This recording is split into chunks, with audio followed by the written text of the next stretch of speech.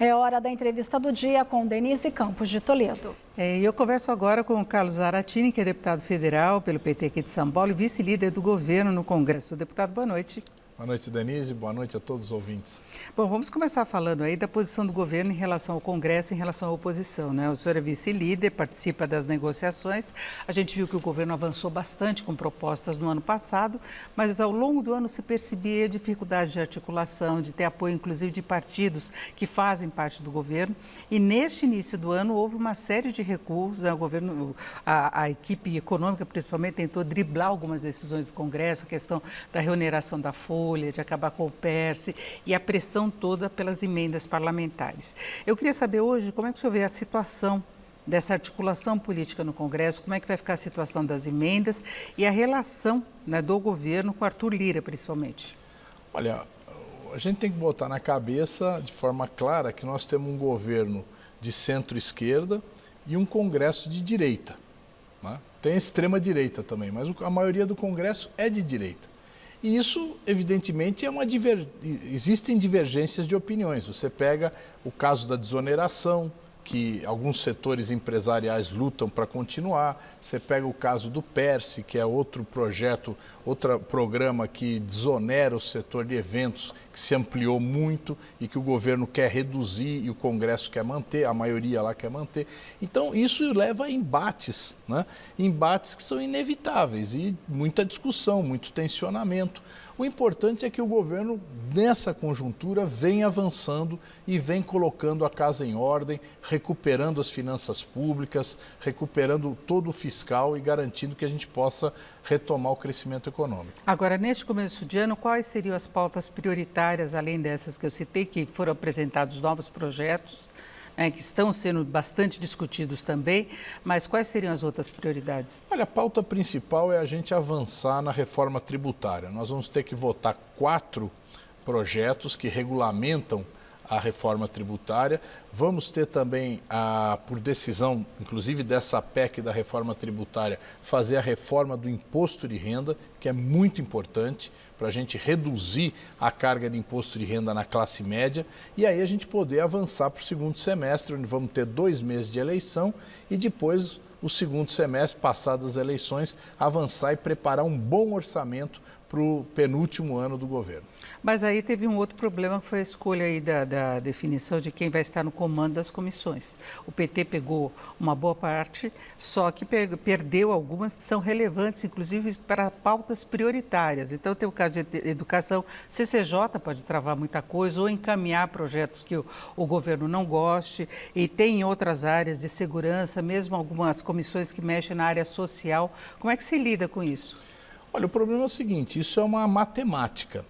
O partido que tem o maior número de deputados é o primeiro a escolher a comissão. Depois vem o segundo partido. E conforme o tamanho dos partidos, existe uma sequência.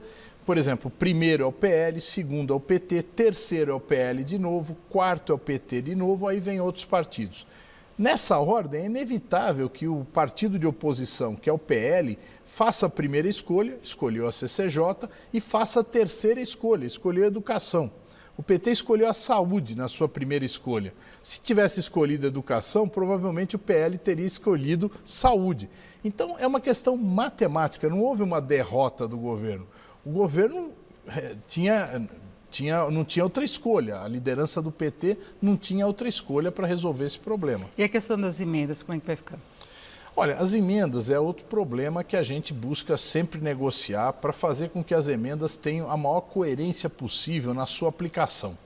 O Congresso avançou muito nas emendas parlamentares durante o governo Bolsonaro, resiste muito a reduzir e a gente quer debater com o Congresso a utilização dessas emendas dentro de um programa de desenvolvimento do país. Então, por exemplo, nós vamos permitir agora que os deputados façam as emendas dentro das diretrizes do PAC e vamos incentivar isso.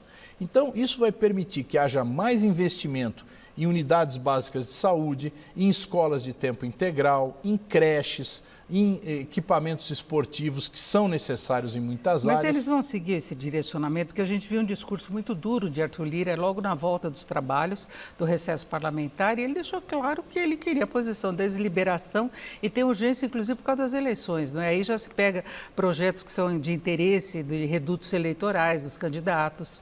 Não, o governo vai liberar as emendas no seu ritmo normal dos anos eleitorais. Então, a maior parte das emendas individuais vão ser liberadas e pagas até 30 de junho, o que é uma coisa correta, que a gente defende que seja feito, certo? Uma parte não vai conseguir, de outras emendas que não sejam emendas de saúde e de desenvolvimento social, serão pagas mais para frente. Mas nós vamos fazer um esforço para pagar o máximo, para poder garantir que, inclusive, esse recurso chegue aos municípios e aos estados. Então, o importante é o seguinte, é que a emenda seja bem gasta, né? Porque o problema é que muitas vezes as emendas vão para atividades que não têm nenhuma relevância social ou econômica. Agora, vamos falar da posição do presidente Lula. Nós tivemos várias pesquisas que apontaram uma perda da aprovação dele, então, em linhas gerais, desde o início até agora, mesmo com altos e baixos, momentos de recuperação, está pior. Se atribui muito à questão da inflação, mas quando a gente pega números, por exemplo, de vendas, de comércio, do setor de serviços, mercado de trabalho, a situação está melhor. Então, a inflação não deveria ter tanta influência assim. Agora, a gente sabe que a fala dele, por exemplo, em relação a Israel colaborou, aí entra a questão dos evangélicos, aí volta a retomada daquela conversa sobre a isenção ou não das igrejas, tentando uma aproximação que é difícil, não é apenas com lideranças lá no Congresso, essa conversa. Teve a posição dele recente, desde a semana passada, em relação à Vale, em relação à Petrobras, aquele quase confronto de novo com o mercado financeiro. Isso não dá munição para a oposição e reforçando essa polarização que é tão ruim no país? Olha, o presidente Lula, ele tem defendido uma questão que é importante, baixar o custo de vida. Não é só a inflação. O custo de vida está alto, a inflação está baixa, a inflação é a aceleração dos preços, ela está baixa, mas o custo de vida para a maioria da população está alta. E o presidente tem reforçado tanto com o Ministério de Minas e Energia para baixar a conta de energia, como agora com o Ministério da Agricultura e Desenvolvimento Agrário para buscar um programa de redução de preços. Redução que não vai ser tabelamento, vai ser aumento da produção, porque é só assim que os preços realmente caem. Agora, o presidente também enfrenta dilemas políticos, né? Então, questão de Israel, o presidente está indignado com a forma como o governo de Israel ataca na faixa de Gaza, inclusive hospitais, né? Mata crianças, mata mulheres que não tem nada a ver com a guerra, não são soldados. Então, ele está indignado com isso. Como também ele fica indignado, como agora, quando a Petrobras obteve um resultado excepcional, porque nós tivemos, mesmo com a queda do preço do petróleo, o segundo maior lucro da história da Petrobras, um dos maiores lucros das petroleiras do mundo. Aumento, né? De produção e venda. E o mercado reclama que os chamados lucros extraordinários não foram distribuídos, mas que ainda poderão ser distribuídos. E joga de uma forma especulativa, no meu modo de ver, aí é a minha palavra, eu acho que especula, derrubando o preço das ações da Petrobras para fazer negócios. Mas, né? Tem normas. A gente viu que o próprio Jean Paul Prats, que é presidente da empresa, ele se absteve de votar. Ele defendia que 50% do que foi destinado, que seria destinado, fosse pago. Não é? E ele acabou dizendo que houve essa interferência mesmo do governo, que veio sugestão através de quem faz parte da comissão. O governo é acionista, né? O governo é acionista, então ele tem que dar opinião. Agora, o que é obrigatório é pagar 25% dos lucros e dividendos normais. Os extraordinários, que são aqueles lucros além do previsto, esses lucros podem ou não ser distribuídos. É uma decisão do Conselho.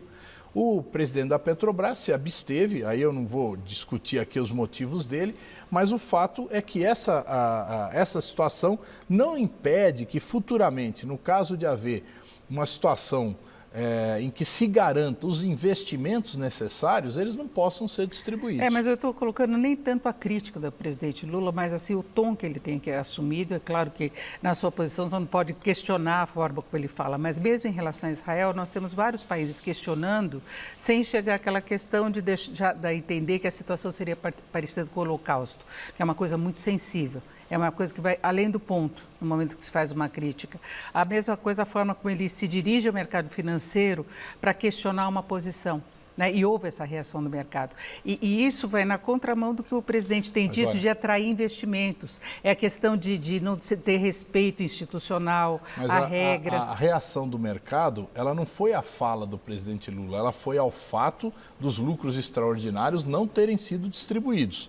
Então, depois veio a fala do presidente Lula. E o presidente Lula, você sabe, todo mundo sabe, ele é crítico à forma como o mercado atua, que enxerga apenas os interesses de lucro e não pensa no país. Né? O mercado é isso, o mercado ele quer ganhar dinheiro. Mas o presidente da República ele tem que pensar no desenvolvimento do país e não apenas naquilo que é momentâneo. Então, o presidente e a Petrobras é a maior empresa nacional e é uma empresa estatal, aliás, melhor dizendo, é uma empresa com controle estatal, ela tem a obrigação de atuar de forma a desenvolver o Brasil. Bom, vamos continuar acompanhando, né, todas essas falas. Eu agradeço muito a sua participação. Eu que agradeço o convite. O deputado aqui, Carlos Zaratini, que é deputado federal pelo PT aqui de São Paulo e também vice-líder do governo no Congresso. Uma boa noite. Obrigado. Com vocês.